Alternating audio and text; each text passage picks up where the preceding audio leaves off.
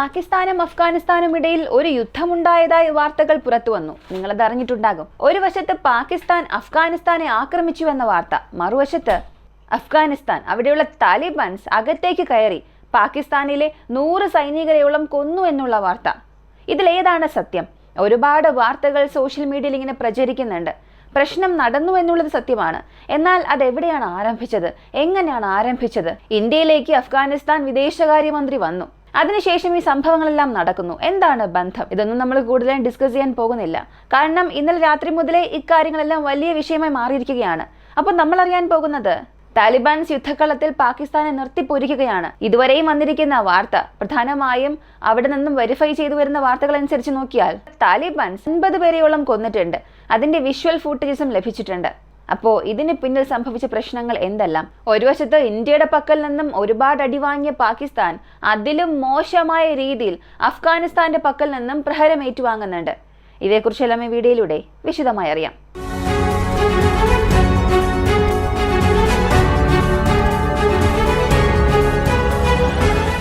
അഫ്ഗാനിസ്ഥാനും പാകിസ്ഥാനും ഇടയിൽ എന്താണ് പ്രശ്നം? ഇവർക്കിടയിൽ ഇടയ്ക്കിടയ്ക്ക് ഒരുപാട് പ്രശ്നങ്ങൾ ഇങ്ങനെ വരുന്നുണ്ട്. അപ്പോ പാകിസ്ഥാനും അഫ്ഗാനിസ്ഥാനും ഇടയിലുള്ള പ്രധാനപ്പെട്ട പ്രശ്നം എന്നത് ദുരന്ത് ലൈൻ എന്ന ഈ അതിർത്തി പ്രദേശമാണ്. 2600 കിലോമീറ്ററിലധികം നീളമുള്ള പ്രദേശം. ബ്രിട്ടീഷ് ഇന്ത്യയെ ഭരിച്ചുകൊണ്ടിരുന്നപ്പോൾ അഫ്ഗാനിസ്ഥാൻ എമിറേറ്റ്സിനും ഇവർക്കും ഇടയിലുള്ള ഒരു അതിർത്തിയായിട്ടാണ് ഇതിനെ കൺസിഡർ ചെയ്തത്. എന്നാൽ പിന്നീട് സംഭവിച്ചത്, അവിടെ പഷ്തൂൺ വംശജർ ഉണ്ട്. ഇവർ കൂടുതലായും താമസിക്കുന്നത് ഈ അഫ്ഗാനിസ്ഥാൻ പാകിസ്ഥാൻ അതിർത്തിയിലാണ്. ഇവരെ ഈ 2 ഭാഗത്തേക്കും വേർതിരിക്കണമെന്ന് ചിന്തിച്ചുകൊണ്ട് ദുരന്ത് ലൈന് ആവശ്യമുള്ള ജനങ്ങൾ, ദുരന്ത് ലൈന് ഈ വശത്ത് പാകിസ്ഥാൻ, ഇന്നത്തെ പാകിസ്ഥാനിലെ ജനങ്ങൾ, ഇങ്ങനെ കൃത്യം അവരെ വേർതിരിക്കുന്ന രീതിയിലുള്ള ഒരു അതിർത്തി തിരിച്ചു.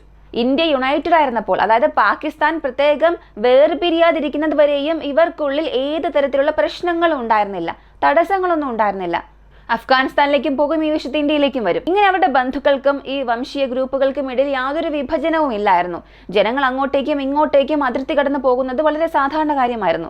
എന്നാൽ എപ്പോഴാണോ പാകിസ്ഥാൻ ഒരു പ്രത്യേക രാജ്യമായി മാറിയത്, ഇന്ത്യക്ക് സ്വാതന്ത്ര്യം ലഭിച്ചത്, അന്നു മുതൽ അവിടെ സെക്യൂരിറ്റീസ് ടൈറ്റ് ചെയ്യുന്നു. 2 രാജ്യങ്ങൾക്കും ഇടയിൽ പല തരത്തിലുള്ള റെസ്ട്രിക്ഷൻസ് കൊണ്ടുവരുന്നു. പക്ഷെ ഇന്നുവരെയും അഫ്ഗാനിസ്ഥാൻ ഈ ദുരന്ത് ലൈനെ പ്രോപ്പറായി അക്സെപ്റ്റ് ചെയ്തിട്ടില്ല. കാരണം അന്നത്തെ ബ്രിട്ടീഷ് ഇന്ത്യ 3ാമത്തെ അഫ്ഗാൻ വാറിന് ശേഷം പലയിടങ്ങൾ അവരിൽ നിന്നും വാങ്ങി. ഇത് ഞങ്ങൾക്ക് വേണം, ഇത് ഞങ്ങളുടെ കൺട്രോളിലായിരിക്കണം, ഇങ്ങനെ പറഞ്ഞുകൊണ്ട് ഒരുപാട് ഇടങ്ങൾ വാങ്ങി. എന്നാൽ ഇന്ത്യ സ്വാതന്ത്ര്യം നേടിയതിനു ശേഷം, പാകിസ്ഥാൻ മറ്റു രാജ്യമായി വേർപിരിഞ്ഞതിനു ശേഷം ആ സ്ഥലങ്ങൾ തങ്ങളുടേതാണെന്ന് അഫ്ഗാനിസ്ഥാൻ അവകാശപ്പെടുന്നുണ്ട്. അതായത് മുൻപ് തങ്ങളിൽ നിന്ന് വേർപിരിഞ്ഞു പോയ സ്ഥലങ്ങളെല്ലാം ഇപ്പോൾ തങ്ങളുടേതാണെന്ന് അവകാശപ്പെടാൻ തുടങ്ങി. ഇതാണ് യഥാർത്ഥ ദുരന്ത് ലൈൻ പ്രശ്നം. ദുരന്ത് ലൈനെ അടിസ്ഥാനമാക്കി പാകിസ്ഥാനും അഫ്ഗാനിസ്ഥാനും ഇടയിൽ പ്രശ്നം സംഭവിച്ചുകൊണ്ടേയിരിക്കുകയാണ്. അടുത്തിടെ സംഭവിച്ച ഈ ഒരു പ്രശ്നം അതെങ്ങനെയാണ് ട്രിഗർ ആയത്?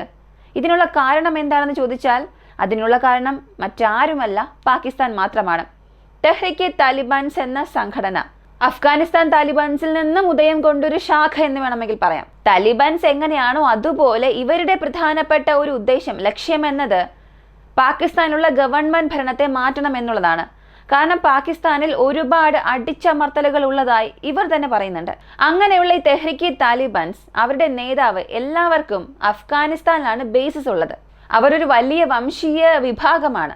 ഇപ്പോൾ ഈ തെഹ്രീക്ക് താലിബാൻസിനെതിരെ പാകിസ്ഥാൻ വയ്ക്കുന്ന ഒരു വലിയ കുറ്റാരോപണം, ഞങ്ങളുടെ രാജ്യത്ത് സംഭവിക്കുന്ന എല്ലാ തീവ്രവാദ ആക്രമണങ്ങൾക്കും നിങ്ങളാണ് കാരണം. നിങ്ങളുടെ സഹായമില്ലാതെ ഇതൊന്നും ഇവരെ കൊണ്ട് ചെയ്യാൻ സാധിക്കുകയില്ല. താലിബാൻസ്, അഫ്ഗാനിസ്ഥാനിലുള്ള താലിബാൻസ് ആണ് പാകിസ്ഥാനെതിരെയുള്ള തീവ്രവാദ ആക്രമണങ്ങൾ അഴിച്ചുവിടുന്നത്.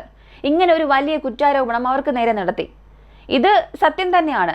തെഹ്രീക്ക് താലിബാൻസിന് വേണ്ടി സപ്പോർട്ട് അഫ്ഗാനിസ്ഥാൻ താലിബാൻസിൽ നിന്നും കൃത്യമായി തന്നെ ലഭിക്കുന്നുണ്ട്, ആയുധ സഹായം ഉൾപ്പെടെ. ഇതിനെ ഒരു കാരണമായി കാണിച്ച് അഫ്ഗാനിസ്ഥാൻ തലസ്ഥാനമായ കാബൂളിൽ ഒരു എയർ സ്ട്രൈക്ക് പാകിസ്ഥാൻ ചെയ്യുന്നു, ഒഫീഷ്യലായി ചെയ്തു. എന്നാൽ ഇതിനെക്കുറിച്ചൊന്നും ആരും പുറത്ത് സംസാരിക്കുന്നില്ല. തെഹ്രീക്ക് താലിബാൻസിന്റെ നേതാവിനെ പോലും ഇവരെ കൊണ്ട് കൊല്ലാൻ കഴിഞ്ഞില്ല. ഇപ്പൊ പാകിസ്ഥാന്റെ ടേൺ ആണിത്. ഇവർ അഫ്ഗാനിസ്ഥാനെ ആക്രമിച്ചു, എന്നാൽ അതിന്റെ റിയാക്ഷൻ തിരികെ വരണമല്ലോ. അതിപ്പോൾ താലിബാൻസ് നൽകാൻ തുടങ്ങിയിട്ടുണ്ട്. ഇതുവരെയും കണ്ടപ്പോൾ ഈ വീഡിയോ വലിയ ബോറായി തോന്നിയിട്ടുണ്ടാകാം. എന്നാൽ ഇതിന് ശേഷം വളരെ ഇൻട്രസ്റ്റിംഗ് ആയിരിക്കും. പാകിസ്ഥാനെ അവർ അടിച്ചമർത്തുകയാണ് താലിബാൻസ് ഈ ദുരന്ത് ലൈനോട് ചേർന്ന പ്രദേശങ്ങളിൽ. പ്രധാനമായും ഈ ആക്രമണങ്ങൾ നടന്ന ചില സ്ഥലങ്ങളുണ്ട്. പാകിസ്ഥാൻ സൈഡിലുള്ള ഖുഡാം, ബജൂർ, ഖാർ ഏരിയാസ്, ഇത് പാകിസ്ഥാൻ സൈഡിലുള്ള ഏരിയാസ് ആണ്. മറുവശത്ത് താലിബാൻ സൈഡിൽ നോക്കുകയാണെങ്കിൽ ഭക്തിയ, നഗർഘർ, ഖുനാർ ഈ പ്രദേശങ്ങൾ, ഈ രണ്ട് സൈഡും അതിർത്തിയിലുള്ള പ്രദേശമാണ്. താലിബാൻസ് ചെയ്തത് അമേരിക്ക ഉപേക്ഷിച്ചിട്ട് പോയ ചില എക്യുപ്മെന്റ്സ് ഉണ്ടല്ലോ, ഹംബി ഫൈറ്റിംഗ് വെഹിക്കിൾസ്, വീണ്ടും ലൈറ്റ് മൂവിംഗ് വെഹിക്കിൾസ്, ഇവയെല്ലാം ഉപയോഗിച്ച് താലിബാൻസ് പാകിസ്ഥാനുള്ളിലേക്ക് നുഴഞ്ഞു കയറി വന്നു. അപ്പോൾ ഈ ദുരന്ത് ലൈൻ ക്രോസ് ചെയ്ത് പാകിസ്ഥാന്റെ പ്രദേശങ്ങൾക്കുള്ളിലേക്ക് അവർ വന്നു. ഇങ്ങനെ അകത്തേക്ക് വന്നവർ ചെയ്തത് ഓപ്പൺ ഫയർ ചെയ്യാൻ തുടങ്ങുന്നു. ഒരുപാട് റോക്കറ്റ് ലോഞ്ചേഴ്സ് ഉപയോഗിച്ച് പാകിസ്ഥാന്റെ 18 ഔട്ട് പോസ്റ്റേഴ്സിനെ അടിച്ചു നശിപ്പിക്കുന്നു. 18 ഔട്ട് പോസ്റ്റിനെയും ക്യാപ്ചർ ചെയ്തു. ഇതെല്ലാം സംഭവിച്ചത് അർദ്ധരാത്രിയാണ്. അതായത് 11 മണിക്കാണ് ഈ ഒരു പ്രശ്നം തീവ്രമായി ആരംഭിച്ചു. 2 മണിയോടുകൂടി 18 ഔട്ട് പോസ്റ്റിനെയും പൂർണ്ണമായും പിടിച്ചെടുത്തു. ഈ 18 ഔട്ട് പോസ്റ്റിൽ നിന്നും 120 സൈനികരോളം ക്യാപ്ചർ ചെയ്തതായും വാർത്തകൾ പുറത്തു വരുന്നുണ്ട്. എന്നാൽ ഇത് വെരിഫൈ ചെയ്യാൻ കഴിയാത്തത് കൊണ്ട് തുടക്കത്തിൽ അതിന്റെ ഒത്തന്റിസിറ്റി അറിയില്ലായിരുന്നു. ആദ്യം 15 പേർ മരിച്ചു എന്ന വാർത്ത വന്നു, പിന്നീട് 19, 20, 25, ഇപ്പോൾ അവസാനമായി ഒരു 58-60 പേർ മരിച്ചു എന്നുള്ള വാർത്തയാണ് വരുന്നത്. ഈ 58 പേർ മരിച്ചു എന്നുള്ള ഫൂട്ടേജസും താലിബാൻസ് പുറത്ത് കാണിച്ചിട്ടുണ്ട്. അതായത് ആ രാത്രി എടുത്ത ചിത്രങ്ങൾ, എല്ലാ ഫൂട്ടേജസും പുറത്തുവിട്ടു. ഈ ഫൂട്ടേജസിലൂടെ കുറഞ്ഞത് 58 പേർ മരിച്ചു എന്നുള്ളത് കൺഫേം ആണ്. എന്നാൽ ഇതിൽ പ്രശ്നം പാകിസ്ഥാൻ സൈഡിലാണ്. പാകിസ്ഥാന്റെ ഒരുപാട് സൈനികർ അവരെ സറണ്ടർ ആകുന്നു. ഈ ഔട്ട് പോസ്റ്റിനെ ആക്രമിക്കുമ്പോൾ തന്നെ ഈ സൈനികർ അവരുടെ ആയുധം താഴെയിട്ട് സറണ്ടർ ആകുന്നു. ആ ഒരു വീഡിയോസും ഉണ്ട്. നമുക്ക് പാകിസ്ഥാനെയും ഇവിടെ ഓപ്പണായി ബ്ലെയിം ചെയ്യാൻ സാധിക്കില്ല. നിങ്ങൾ എന്തുകൊണ്ട് ഈസിയായി സറണ്ടറായി, താലിബാൻസിനെ എതിർത്ത് നിങ്ങൾക്ക് എന്തുകൊണ്ട് യുദ്ധം ചെയ്തുകൂടെ, ഇങ്ങനെ ചോദിക്കാനും കഴിയില്ല. ഇവർക്കുള്ളിൽ ഈ വംശീയ പ്രശ്നങ്ങളുണ്ടല്ലോ. അവിടെയുള്ള ഈ ബോർഡർ ഗാർഡ്സ് ഒരുപാട് പേർ അഫ്ഗാനിസ്ഥാൻസിന് അനുകൂലമാണ്. അതേ വംശീയ ഗ്രൂപ്പിലുള്ളവരാണിവരും. അങ്ങനെയുള്ളവർ ഇവരുമായി നമുക്ക് യാതൊരു പ്രശ്നവും ആവശ്യമില്ല. നമ്മുടെ വംശം, നമ്മുടെ ആളുകളാണ് ആ സൈഡുള്ളത്. അപ്പോൾ പിന്നെ എന്തിനാണ് നമ്മെ സപ്പോർട്ട് ചെയ്യാത്ത രാജ്യത്തിന് വേണ്ടി നമ്മൾ യുദ്ധം ചെയ്യണം? ഇങ്ങനെ ഈ സൈനികർ പോലും ആയുധം താഴെയിട്ട് കീഴടങ്ങി. ഇത് കേൾക്കുമ്പോൾ നല്ല കാര്യം പോലെ തോന്നാം. പക്ഷെ മോറൽ വൈസ് നോക്കുകയാണെങ്കിൽ ഒരു രാജ്യത്തിന്റെ സൈന്യം ഇങ്ങനെ സറണ്ടർ ആകുന്നത് തെറ്റാണ്. ഒന്നുകിൽ നിങ്ങൾ യുദ്ധം ചെയ്യണം, അല്ലെങ്കിൽ നിങ്ങൾ ആ ജോലി ഉപേക്ഷിച്ച് പോകണം. അത് പാകിസ്ഥാൻ ആയാലും മറ്റേത് രാജ്യമായാലും, നമ്മളുള്ള ഒരു രാജ്യം നമുക്കൊരു രാജ്യത്തൊരു സ്ഥാനം നൽകിയിട്ടുണ്ട്. അത് ഉപേക്ഷിച്ചിട്ട് മറ്റൊരു രാജ്യത്തിന് അനുകൂലമായി പ്രവർത്തിക്കുന്നത് ശരിയായ രീതിയല്ല. മോറൽ വൈസ് അത് ശരിയല്ല. അതിനാൽ തന്നെ പാകിസ്ഥാൻ സൈന്യത്തിലുള്ള വ്യക്തികൾ അവിടെ യുദ്ധം ചെയ്തില്ല. കൂടുതൽ പേരും സറണ്ടറായി. സറണ്ടർ ആയവരുടെ എണ്ണം മാത്രം 100-ലധികം, 120, 130 ഉണ്ടാകും. ഇതിൻ്റെയും ഫുട്ടേജസ് താലിബാൻസ് റിലീസ് ചെയ്തിട്ടുണ്ട്. ഇപ്പോൾ പ്രശ്നം അത്രത്തോളം വളർന്നു പോവുകയാണ്. പാകിസ്ഥാൻ അവിടെ എന്ത് ചെയ്തിട്ടുണ്ടാകണം? ഒന്നുകിൽ അവർക്കെതിരെയുള്ള എയർ സ്ട്രൈക്സ് വീണ്ടും ചെയ്തിട്ടുണ്ടാകണം, അല്ലെങ്കിൽ അവിടെ നിന്ന് യുദ്ധം ചെയ്തിട്ടുണ്ടാകണം. അവരുടെ സൈനികർ യുദ്ധം ചെയ്തില്ല. ഇത് പാകിസ്ഥാൻ നന്നായി തന്നെ അറിയാം. മാത്രവുമല്ല, ഇവർ ചെയ്ത സ്ട്രൈക്കിന്റെ റിയാക്ഷനായി ഈ ഒരു ആക്രമണം വന്നതുകൊണ്ട് തന്നെ വലുതായി ഏതൊരു വാർത്തയും പാകിസ്ഥാൻ പുറത്തു വിട്ടതുമില്ല. എങ്ങനെ നോക്കിയാലും പാകിസ്ഥാൻ നഷ്ടങ്ങൾ കൂടുതലാണ്. ആദ്യത്തെ സ്റ്റേറ്റ്മെന്റ് പാകിസ്ഥാന്റെ ഡിഫൻസ് മിനിസ്ട്രിയുടെ ഭാഗത്തു നിന്ന് വരുന്നു. നോക്കുക, അഫ്ഗാനിസ്ഥാൻ, നിങ്ങളുടെ ലിമിറ്റിൽ തന്നെ നിൽക്കുക. ഇതുപോലെ വീണ്ടും ഞങ്ങളുടെ ബോർഡർ ക്രോസ് ചെയ്ത് അകത്തേക്ക് വന്ന് ആക്രമിക്കുകയാണെങ്കിൽ, ബോർഡർ ക്രോസിംഗ് ചെയ്യണമെന്ന് ചിന്തിച്ചാൽ നിങ്ങൾക്ക് ഫിറ്റിംഗ് റിപ്ലൈ നൽകും, ഹെവിയർ റെസ്പോൺസ് നിങ്ങൾ വാങ്ങും. ഇങ്ങനെ ഒരു സ്റ്റേറ്റ്മെന്റ് അവർ പുറത്തുവിട്ടു.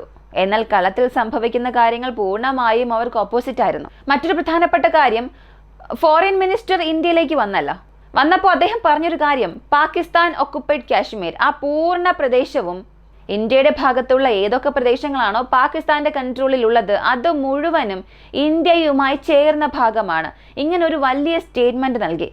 ഇതിനകം തിരിച്ചടികൾ വാങ്ങിക്കൊണ്ടിരിക്കുന്ന പാകിസ്ഥാന് ഈ ഒരു സ്റ്റേറ്റ്മെന്റ് തലയിൽ ഒരു ഇടിമിന്നൽ വീണതുപോലെയായി. നമ്മൾ വളർത്തിവിട്ടവർ നമുക്ക് നേരെ തന്നെ തിരിയുന്നല്ലോ, നമ്മൾ സപ്പോർട്ട് ചെയ്ത താലിബാൻസ് തന്നെ നമുക്ക് നേരെ തിരിയുന്നല്ലോ എന്ന് ചിന്തിച്ച് പാകിസ്ഥാൻ തീർച്ചയായും പുലമ്പാൻ തുടങ്ങിയിട്ടുണ്ട്.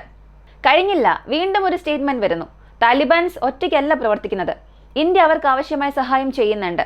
റായുടെ സഹായത്തോടു കൂടിയാണ് ഇവർ പാകിസ്ഥാനിലേക്ക് നുഴഞ്ഞു കയറി ആക്രമിക്കുന്നത്. പാകിസ്ഥാനിൽ സംഭവിക്കുന്ന ആക്രമണങ്ങൾക്ക് ഇന്ത്യയും ഒരു കാരണമാണ്. ഇങ്ങനെ ഇന്ത്യയുടെ റായുടെ ഭാഗത്തേക്ക് എല്ലാവരും വിരൽ ചൂണ്ടാൻ തുടങ്ങി. ശരി, റാ സഹായം ചെയ്തു എന്നൊക്കെ നിങ്ങൾ പറയുന്നുണ്ട്, നിങ്ങളുടെ പക്കൽ പ്രോപ്പർ എവിഡൻസ് ഉണ്ടോ? അല്ലെങ്കിൽ താലിബാൻസിൽ ഞങ്ങൾ എന്തെങ്കിലും ബേസസ് അവിടെ സെറ്റ് ചെയ്ത് കൊടുത്തോ? നിങ്ങൾ കാശ്മീരിൽ ചെയ്തതുപോലെ ഞങ്ങൾ എന്തെങ്കിലും ചെയ്യുന്നുണ്ടോ എന്നൊക്കെ ചോദിച്ചാൽ അങ്ങനെ ഒന്നും തന്നെയില്ല. പാകിസ്ഥാനിൽ കൃത്യമായ ഒരു ആക്രമണം നടന്നു. അവർ താഴെ വീഴുകയും ചെയ്തു. പക്ഷെ അത് സമ്മതിക്കേണ്ട ഒരു മാനസികാവസ്ഥയിൽ അവരില്ല. ഒരു പക്ഷേ വീണ്ടും നിങ്ങൾക്കൊരു സംശയം ഉണ്ടെങ്കിൽ, താലിബാൻസ് പാകിസ്ഥാനെ ആക്രമിച്ചില്ല, ഇവിടെ കാണിക്കുന്ന ഈ കൗൺസിലിന് ഫേക്ക് ആണ് എന്ന് നിങ്ങൾക്ക് തോന്നുകയാണെങ്കിൽ, മോഹസിൻ നഖ്വി ഇന്റീരിയർ മിനിസ്റ്റർ അടുത്തിടെ പോലും ഏഷ്യ കപ്പ് എടുത്തുകൊണ്ട് ഓടിയല്ലോ, അദ്ദേഹം ഒരു ട്വീറ്റ് നൽകിയിട്ടുണ്ട്. ഇന്ത്യക്ക് ഞങ്ങൾ നൽകിയ റിപ്ലൈ പോലെ എത്രയും പെട്ടെന്ന് അഫ്ഗാനിസ്ഥാനും നൽകുമെന്ന്. അഫ്ഗാനിസ്ഥാൻ റിപ്ലൈ കൊടുക്കാൻ പോവുകയാണെന്നുണ്ടെങ്കിൽ തീർച്ചയായും ഇവർ അടി വാങ്ങിയിട്ടുണ്ട്. അപ്പോൾ അടി വാങ്ങി എന്നുള്ളത് അദ്ദേഹം തന്നെ വ്യക്തമായി കൺഫേം ചെയ്തിട്ടുണ്ട്.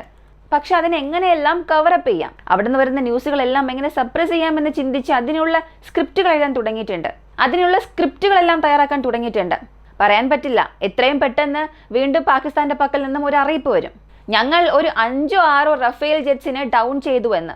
5-6 എന്ന് പറയുന്നതായിരിക്കും ശരി, കാരണം അതാണ് അവരുടെ ലക്കി നമ്പർ. അഫ്ഗാനിസ്ഥാൻ എയർഫോഴ്സിന്റെ 5 ജെറ്റ്സിനെ ഞങ്ങൾ ഡൗൺ ചെയ്തു എന്നൊരു വാർത്ത അവർ പുറത്തുവിടും. അങ്ങനെ വരാനുള്ള സാധ്യത അധികമാണ്. പക്ഷെ അതിനു മുൻപ് പാകിസ്ഥാനോട് ഒരു കാര്യം പറയേണ്ടത്, അഫ്ഗാനിസ്ഥാന്റെ പക്കൽ റഫേൽ ജെറ്റ്സേ ഇല്ല. സ്ക്രിപ്റ്റിൽ ചെറിയ ചേഞ്ചസ് ചെയ്ത് മറ്റെന്തെങ്കിലും ഡൗൺ ചെയ്തു എന്ന് നിങ്ങൾ പറയുക. ഇന്ത്യയുടെ പക്കൽ പറഞ്ഞ അതേ സ്ക്രിപ്റ്റ് തന്നെ തൂക്കി അഫ്ഗാനിസ്ഥാനിലും നിങ്ങൾ പറയരുത്. മറ്റൊരു പ്രധാനപ്പെട്ട കാര്യം, ഇവിടെ സറണ്ടർ ആയല്ലോ. ഈ സറണ്ടർ അത്രയും സൈനികരെയും അഫ്ഗാനിസ്ഥാനുള്ളിലേക്ക് കൊണ്ടുപോയിട്ടുണ്ട്. ഇതിനുശേഷം അവരെ പാകിസ്ഥാൻ തിരിച്ചെടുക്കണമെന്നുണ്ടെങ്കിൽ ചർച്ചയിലൂടെ മാത്രമേ അത് സംഭവിക്കുകയുള്ളൂ. താലിബാൻസിന്റെ കാര്യങ്ങളെല്ലാം അവിടെ വ്യക്തമാണ്. നിങ്ങൾ ഞങ്ങളുടെ പ്രദേശങ്ങൾക്കുള്ളിൽ ആക്രമിക്കുകയാണെങ്കിൽ ഞങ്ങൾ അകത്തേക്ക് കയറി അഫ്ഗാനിസ്ഥാനിൽ നിന്നും പാകിസ്ഥാനിലേക്ക് വന്ന് എന്ത് വേണമെങ്കിലും ചെയ്യും, എന്തിനും ഞങ്ങൾ തയ്യാറാണ് എന്ന് ഒറ്റ പ്രവൃത്തിയിലൂടെ കാണിച്ചു കൊടുത്തിട്ടുണ്ട്.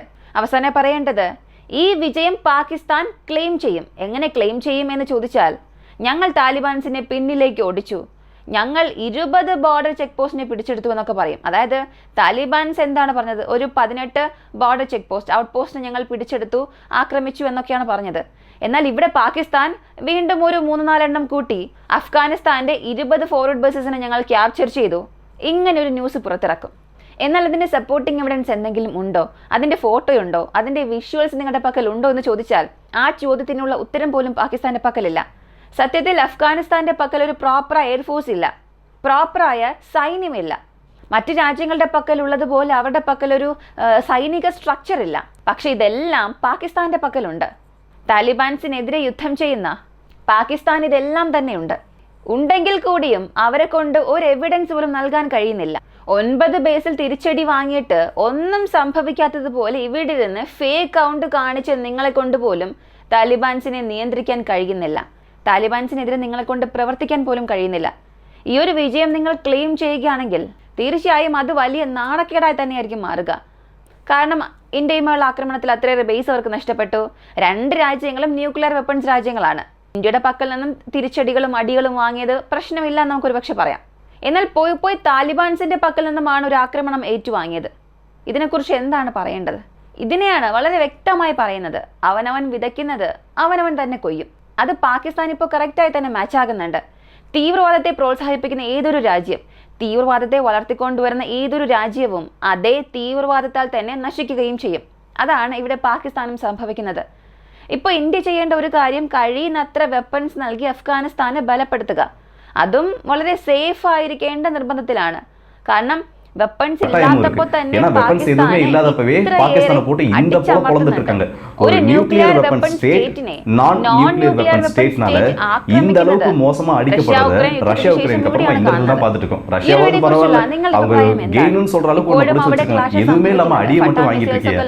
யார் யார் இதை விட கமெண்ட் செக்ஷன்ல சொல்லுங்க. இன்னும் வந்து இன்டென்ஸான கிளாஷ் நடந்துட்டு இருக்கு. ஃபட்டாக் மிசைல்ஸ் எல்லாம் இவங்க லான்ச் பண்ணி அது மிஸ்ஃபயர் ஆன மாதிரி அவங்களோட பகுதிகளுக்குள்ளே விழுந்த மாதிரி சில நியூஸ் ஆனது வந்திருக்கு. சோ இத பத்தி அடுத்த வீடியோஸ்ல நான் உங்களை வந்து பார்க்கறேன். மெயினா ഇതിൽ வந்து எல்லா ഫോട്ടോസ് ആഡ് பண்ண முடியல. எனது കംപ്ലീറ്റ് വലിയൊരു ആക്രമണം പാകിസ്ഥാന് നേരെ നടത്താൻ സാധിച്ചിട്ടുണ്ട്. അപ്പോൾ കൂടുതൽ വെപ്പൺസ് ലഭിച്ചാൽ എന്തായിരിക്കും പാകിസ്ഥാന്റെ അവസ്ഥ? നിങ്ങളുടെ അഭിപ്രായങ്ങൾ കമന്റിൽ പറയുക. കൂടുതൽ അപ്ഡേറ്റ്സിനായി വോയിസ് ഓഫ് വിക്കിയെ നമ്മുടെ ചാനൽ സബ്സ്ക്രൈബ് ചെയ്യുക. മറ്റൊരു വീഡിയോയുമായി വീണ്ടും കാണാം.